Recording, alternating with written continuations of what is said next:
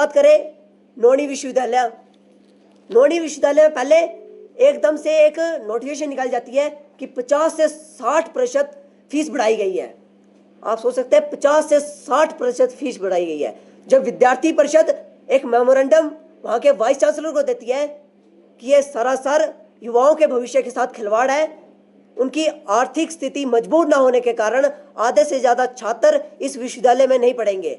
लेकिन फिर से एक प्रकार से कि छात्रों को गुमराह करने के लिए उस फीस को एक नोटिफिकेशन निकाली जाती है द्वारा, उस फीस को थोड़ा सा कम किया जाता है और लेकिन फिर भी 15 से 20% जो फीस है वो दोबारा फिर वहीं रख जाती है। विद्यार्थी परिषद ये कहती है और पहले से कहती आ रही है कि अगर फीस भी बढ़ानी है तो 2 से 3% फीस बढ़ाई जाए। ये जो 25 से 30% फीस बढ़ाई जा रही है ये सरासर प्रदेश के युवाओं के भविष्य के साथ खिलवाड़ है। ये बहुत चिंता का विषय है। एक तरफ हमारे माननीय मुख्यमंत्री जी अपने भाषणों में बोलते थे कि यहाँ के युवाओं को सस्ती शिक्षा देंगे, यहाँ के युवाओं को रोजगार देंगे, लेकिन रोजगार दूर की बात, यहाँ पर किस प्रकार से मित्र भर्तियां वो जो इस प्रदेश के अंदर करवाई जा रही है। एक समय चिंता होती है कि ये प्रदेश सरकार नहीं, ये कांग्रेस की सरकार नहीं, ये मित्रों की सरकार है। Job training policy, guest faculty policy, ऐसे युवाओं को 5-5 हजार का लालच देकर युवाओं के भविष्य का खिलवाड़ ये प्रदेश सरकार कर रही है। लेकिन जब ये कैंपसों में आते हैं तो कैंपसों में बड़ी बड़ी बातें करते हैं, बड़ी बड़ी डींगे मारते हैं कि हमने युवाओं के लिए, प्रदेश के युवाओं के लिए ये किया, प्रदेश के युवाओं जनता के लिए किया। लेकिन अभी जब हाल ही में रिपोर्ट निकलती है तो उत्तर भारत के सबसे अमीर सीएम ये निकलते हैं और प्रदेश के युवाओं का बेड़ा गर्क करने में भी पूरे भारत के सबसे नंबर 1 सीएम हमारे हिमाचल प्रदेश के मुख्यमंत्री हैं। इसमें एक ध्यान और आता है कि मैं बात करूं वाइस चांसलरों की, जो इन 3 विश्वविद्यालयों में वाइस चांसलर बैठे हुए हैं, ये सिर्फ सरकार की कठपुतली बनकर रह चुके हैं। हिमाचल प्रदेश विश्वविद्यालय की बात करूं तो हिमाचल प्रदेश विश्वविद्यालय का वीसी, उनको हमने इतने मेमोरेंडम दे रखे कि आज हम उनके ऑफिस में जाएंगे तो उनको ऑफिस मेमोरेंडम से भर गया होगा। उसमें हमारी मांगे क्या है? हमारी मांगे ऐसे नहीं है कि एबीपी को हमें ऐसा चाहिए। हमारी मांगे ये है कि इस विश्वविद्यालय के अंदर मूलभूत सुविधाएं होनी चाहिए। इस विश्वविद्यालय के जो हॉस्टल है, हॉस्टलों के हालात ऐसे हैं कि वहाँ पर छात्र रहने के लिए मजबूर हो रहा है क्योंकि उसको इसके अलावा कोई ऑप्शन नहीं है।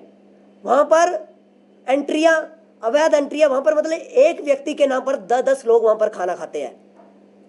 वहाँ के अभी आपने मीडिया के, अभी हमने दिया भी था एक मेमोरेंडम, फोटोज आई भी होगी, आपसे कई मीडिया बंधु ने भी लगाई होगी कि मैस का खाना, वो फोटो देखी होगी कि मैस का खाना वो इतना खराब हो चुका था। वो सब्जी इतनी, पता नहीं 1 महीना या 1.5 महीना हो चुका था, इतनी खराब वो सब्जी हो चुकी थी, लेकिन उसके बावजूद भी वो सब्जियां बनाई जाती थी। जब विद्यार्थी परिषद की कार्यकर्ता गर्ल्स हॉस्टल के अंदर वहाँ पर मेस में जाती है, वहाँ अंदर जाती है, वहाँ देखती है तो वहाँ पर वो सब्जियां प्रॉपर खराब हो चुकी थी, लेकिन फिर भी उसी को बनाया जा रहा था। लेकिन जब हम इसको लेकर फिर से माननीय वीसी साहब से के पास जाते हैं तो उनके द्वारा कहा जाता है ठीक है, ठीक किया जाएगा। जब हम हॉस्टल में इनलीगल एंट्रीज जो हो रही है उसके लिए हमारे द्वारा बोल जाता है कि वह इनलीगल एंट्रियां हॉस्टल के अंदर नहीं होनी चाहिए और ऐसा छात्र विश्वविद्यालय के अंदर जिस पर किसी प्रकार का केस है उसको हॉस्टल नहीं मिलना चाहिए। और ऐसे छात्रों को भी, क्योंकि बार बार हॉस्टलों से जो लड़ाई की सबसे बड़ी घटनाएं आती है वो हॉस्टलों से आती है, इसलिए हमने ये भी कहा था। लेकिन ये माननीय वाइस चांसलर जी, इनका सिर्फ काम है कि माननीय मुख्यमंत्री की कठपुतली बनकर इस विश्वविद्यालय को चलाना। इस विश्वविद्यालय में जो काम होना है वो ये माननीय वीसी साहब नहीं करते हैं।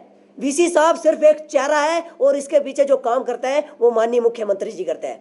माननीय मुख्यमंत्री जी ने जो बोलना है वो काम ये वाइस चांसलर करते हैं यूनिवर्सिटी के। आप सोचो किस प्रकार से प्रदेश का युवा, सबसे पुराना विश्वविद्यालय हिमाचल प्रदेश विश्वविद्यालय है। प्रदेश का युवा ये सोचकर कैंपसों से आता है, अपने जिलों से आता है, अपने घरों से निकलता है कि हम इस विश्वविद्यालय के अंदर जाएंगे, हम इस विश्वविद्यालय के अंदर अच्छे से पढ़ाई करेंगे।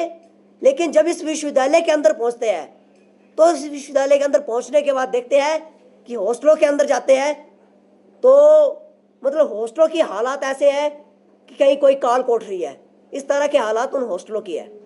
जब यूनिवर्सिटी में आते हैं, जब वो क्लासरूम में जाते हैं, उनको मूलभूत सुविधाएं नहीं मिलती है, तभी वो चिंता हो जाते हैं। उसके बावजूद भी यूनिवर्सिटी की मूलभूत सुविधाएं ठीक करने के बावजूद वो फीस बढ़ोतरी कर रहे हैं, वो फीस बढ़ा रहे हैं। माननीय वीसी साहब जी और माननीय मुख्यमंत्री जी, फीस तो आप बढ़ा रहे हैं, लेकिन यूनिवर्सिटी में क्या आप मूलभूत सुविधाएं दे रहे हैं? सबसे बड़ा चिंता का विषय है। छात्र परेशान हो चुका है।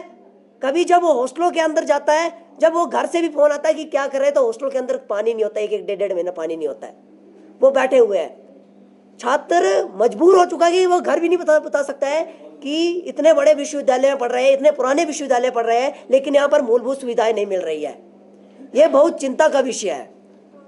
लेकिन विद्यार्थी परिषद ने कई बार ज्ञापन भी दिया और कई बार इनको सुनाया भी, लेकिन विद्यार्थी परिषद अब आंदोलनरत रहेगी। विद्यार्थी परिषद की ये अंतिम चेतावनी माननीय वाइस चांसलर जी को है कि अगर ये सारे काम ठीक नहीं हुए तो आप अपने दरवाजा और आपके अंदर, आपके वाइस वीसी ऑफिस के अंदर जितनी भी चेयर्स और जितने भी एसी वगैरह लगे हुए हैं, वो सारे निकलकर हॉस्टल जाएंगे और आपको भी वहाँ हॉस्टल में बैठना पड़ेगा कि किस प्रकार से उस हॉस्टल में स्टूडेंट्स बैठता है।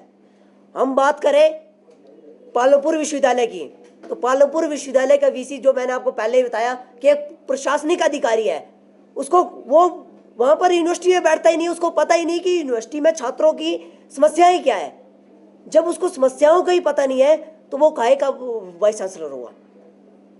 तो उसके बावजूद जब वो एक बार उस विश्वविद्यालय के अंदर जाता भी है, तो एक बार विश्वविद्यालय के अंदर जाता है तो ऊपर से माननीय मुख्यमंत्री जी का फोन आ जाता है कि हमारे जो मित्र, यहाँ पर मित्र भर्ती करवाई गई है, हमारे जो मित्र है उनको महीना नहीं मिल रहा है, उनके पेट जेबें नहीं भर रही है, तो उनको भरने के लिए वहाँ पर फीस बढ़ानी पड़ेगी। तो वो फीस फिर वहाँ पर जो प्रशासनिक अधिकारी जो वाइस चांसलर बिठाया हुआ है, वो वहाँ पर फीस बढ़ाता है।